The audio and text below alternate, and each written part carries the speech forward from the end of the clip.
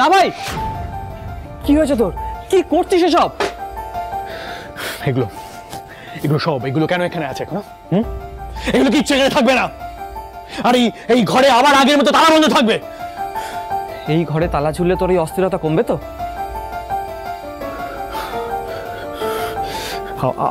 আমাকে উল্টো প্রশ্ন করবি না।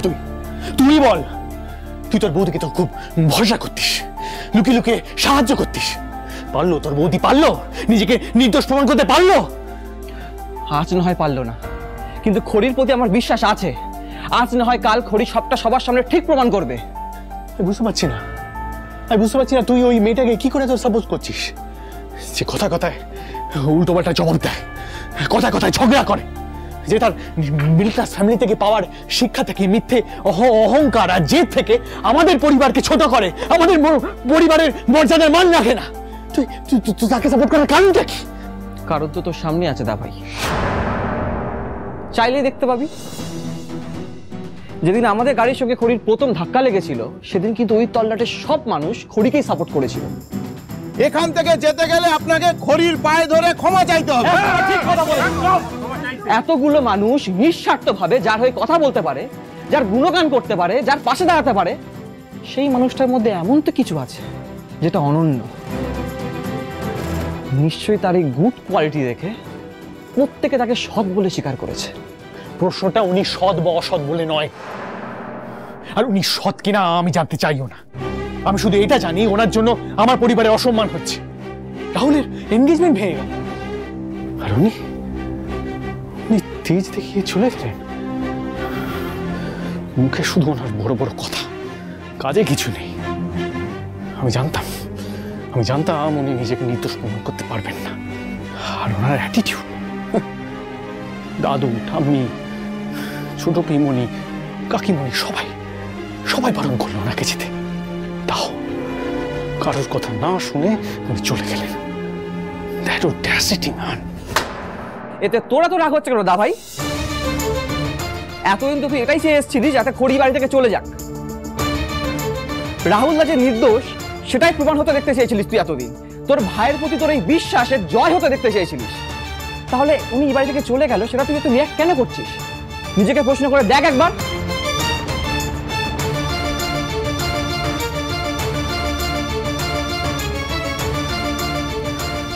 দা ভাই, আমি কিন্তু স্পষ্ট বুঝতে পারছি খড়ির সাথে তোর ঝগড়া করার একটা অভ্যেস হয়ে গেছে, তাই তুই তোকে মিস করছিস।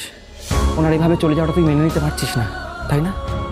না না, ওনাকে কেন মিস করবো আমি? উনি কি হন আমার? আমি মিস করছি না। আমি শুধু এই পরিবারের সম্মানের কথা ভাবছি, আর কিচ্ছু না। That's it. তুই খড়ির ওপর একটু ভরসা রাখ দা ভাই। আমি বলছি খড়ির সত্যিটা সবার সামনে এনেই ছাড়বেন। তুই মুখে অন্য কথা বললেও দা ভাই, তুই মনে মনে যেটা চাস সেটাই হবে। কুনাল, আমি জানি দা ভাই, খড়ির কথায় কিছু না কিছু সত্যি তো ঠিক আছে। আজ রাহুল দা নয় নিজেকে নির্দোষ প্রমাণ করলো, কিন্তু সত্যিটা ঠিক সবার সামনে আসবে, আর সেটা খড়ি নিয়ে আসবে।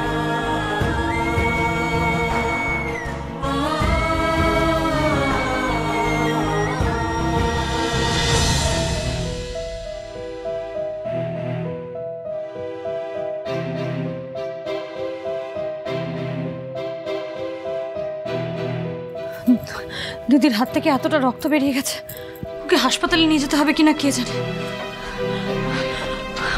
আচ্ছা বড় মাসি, তোমরা তো সবাই বাড়িতে ছিলে, ঘরের দরজাটাও তো বোধহয় খোলাই ছিল, কেউ একবার খেয়াল করলেন ও এত বড় একটা কাণ্ড ঘটিয়ে ফেললো? আরে তুই বুঝতে পারছিস না, বাইরে তখন এমন একটা পরিস্থিতি, তার মধ্যে সঞ্জয় বেরিয়ে যাচ্ছে, আমরা তো দুতির ওপর খেয়াল করতে পারিনি। তখনই ভাবিনি বড়দি এরকম একটা কাজ করবে মেজদি, তাহলে আমি সবসময় ওকে চোখে চোখে রাখতাম। যত কষ্টই হোক না কেন, যত সমস্যাই হোক না কেন, এভাবে নিজেকেও শাস্তি দেয় বলদি কিনি। চন্দ্রা তুই কিছু মনে করিস না রে বোন। তুইও তো মেয়েটার উপর বড্ড বেশি চাপ দিয়ে ফেলেছিলি। হ্যাঁ কিরে, আর আমারও ভুল যে আমি সঠিক সময় তোকে আটকাইনি। তুই ক্ষমতার বাইরে গিয়ে মেয়েটার আবদার মেটাতিস, তুই অন্ধ হয়ে গেছিলি ওর প্রতি। কি করেছিস বল? তোর স্বভাবটা তো খারাপ করে দিয়েছিলি। আর এখন এখন যখন ও হাতের বাইরে বেরিয়ে গেছে, তখন ওকে জোর জাবস্তি করে ওর ইচ্ছের বিরুদ্ধে ওকে বিয়ে দেওয়া হচ্ছিল। এটা কি ঠিক? ঠিক ভুলের বিচার চন্দ্রা কখনোই করতে পারে না। অন্তত আমার কথাটুকু যদি শুনতো, সব কিছুতেই ওর জেদ। আরে আমি ওকে যত বলি যে ঠান্ডা মাথায় ভেবে চিন্তে কিছু করো, ও তত বেশি করে আর হুটার সিদ্ধান্ত নিয়ে ফেলে। এই তো পাড়ার লোকজনদের সামনে বলে বসলো 72 ঘন্টার মধ্যে বিয়ে দেবো।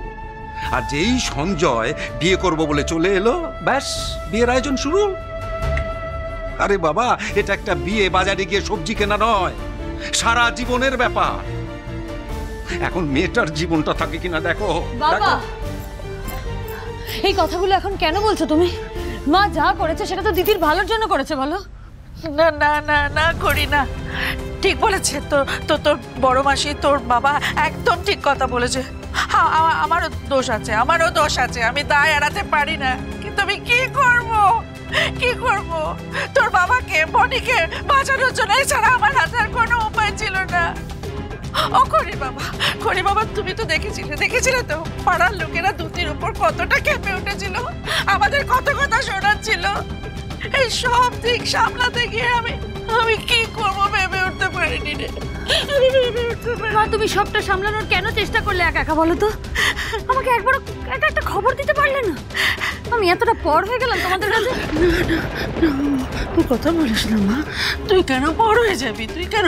আমি শুধু চেয়েছি তুই কোনো কষ্ট যাতে না পাস। মা, তাহলে কেন খবর দিলে না বলো তো? বনিকে দিয়ে একটা খবর তো পাঠাতে পারতে, যে করে হোক। মা, দিদির বিয়ে কবে ঠিক করলে আমি জানি না। আজকে দিদির বিয়ে দিয়ে দিচ্ছিলে, আমি সেটাও জানি না। মা, আমি সবসময় একটা জিনিস চেয়েছি করি, তুই ভালো থাক, তুই ও বাড়িতে গিয়ে সবাইকে নিয়ে সুখে শান্তিতে থাক। আমি শুধু সেই চেষ্টা করে যাচ্ছি মাত্র।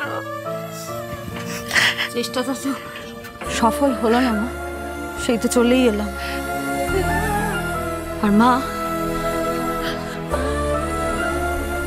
আমি মানছি দিদি অন্যায় করেছে, দিদি ভুল করেছে, কিন্তু এই ভুলটা দিদি একার বুদ্ধিতে করেনি।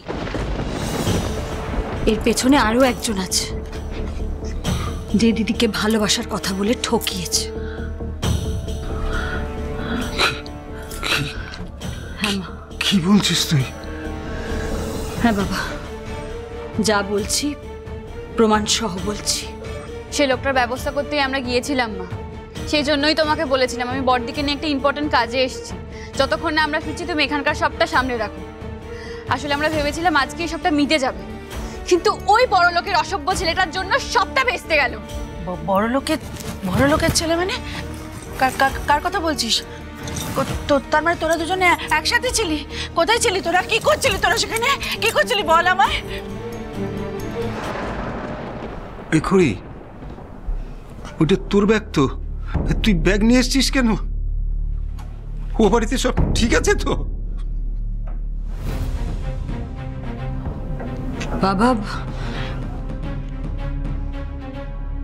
আমি ও বাড়ি ছেড়ে চলে এসেছি।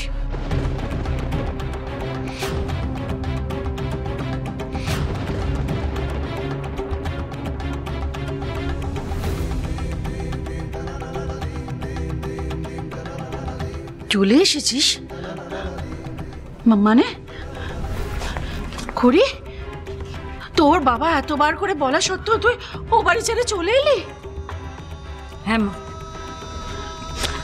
কারণ বাবাই তো আমায় শিখিয়েছে পৃথিবীতে সবার উপরে আত্মসম্মান, ন্যায়। আমি সিংহরায় বাড়িতে তখনই ফিরবো যখন আমার দিদির প্রতি হওয়া অন্যায়ের আমি উত্তর দিতে পারবো। তোর ও বাড়িতে ফেরার সঙ্গে দুতির উপর হওয়া অন্যায়ের কি সম্পর্ক? সম্পর্ক আছে বাবা, কারণ দিদির সাথে যে অন্যায় করেছে সে সিংহরায় বাড়িরই ছেলে। ছাড়া